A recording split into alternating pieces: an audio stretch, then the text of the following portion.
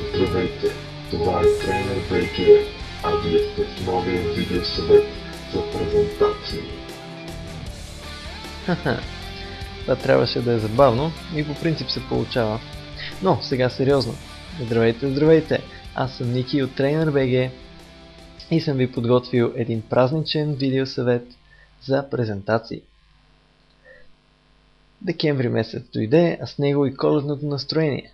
Подготвил съм 10 дизайна, които можете да използвате както за заглавни слайдове, така и в самата презентация. Ще мия накратко през всеки един от слайдовете и ще разгледаме някои елементи, които създават коледно настроение. Материалите към това видео ще намерите безплатно на TrainerBG под формата на презентация и картинки за всеки един от слайдовете. Така ще можете да ги използвате без значение с какъв софтуер разполагате. Готови ли сте? Започваме! Весела Коледа! Този дизайн може да послужи за чудесен заглавен слайд. Фонът е блед, линията също е леко прозрачна, което концентрира вниманието върху заглавието в центъра. И да не пропускаме тия логото отпечатано върху покрива на къщичката. Щастлива нова година! Още един приятен заглавен слайд с леко отцветена картинка за фон. Да ви призная, в началото бях подготвил ето този дизайн, малко по-близък до градската действителност и разбира се тия логото скрито в прозорците на блока. Ако търсите ефекта на изненада, мисля, че такъв дизайн си струва да се обмисли. А сега да видим и останалите предложения, които стават както за началото, така и за цялата презентация. Първият слайд е изчистен с червена линия, малко текст и картинка. Предполагам, че сте виждали този шрифт. Той е Mistral и един от малкото шрифтове, които са интересни и са за кирилица. Минаваме нататък.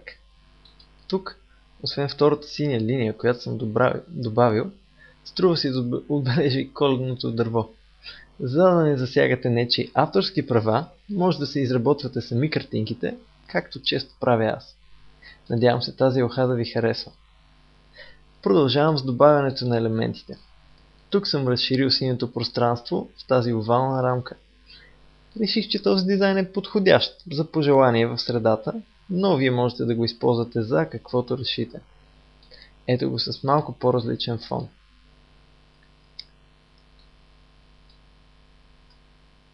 Това беше първият ми опит да направя сняг. Ето виждате, прави се от различни форми, фигурки, но следващия опит стана малко по-сполучлив.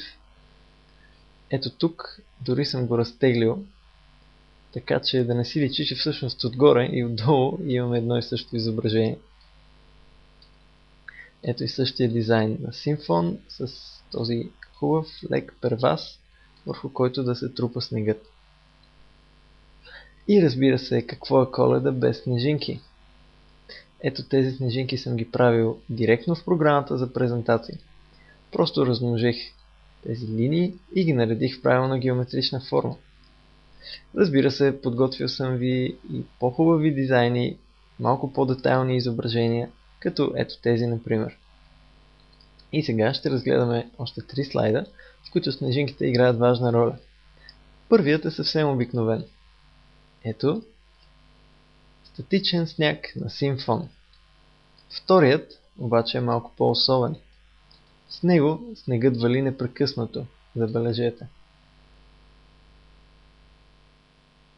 Това става, като размножим снежинките и ги пуснем отгоре надолу чак извън слайда. След това им зададем командата loop, за да се повтарят до безкрай. Минаваме нататък към любимият ми слайд. Ето тук. Ако си поиграете малко с ефектите, можете да направите анимация достойна за Оскар. Или поне нещо приятно за гледане.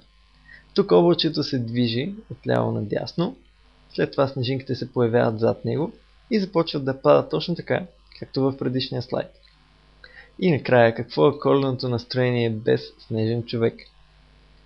Този е специално направен изцяло в презентационния софтуер. Ето, състои се от няколко фигурки.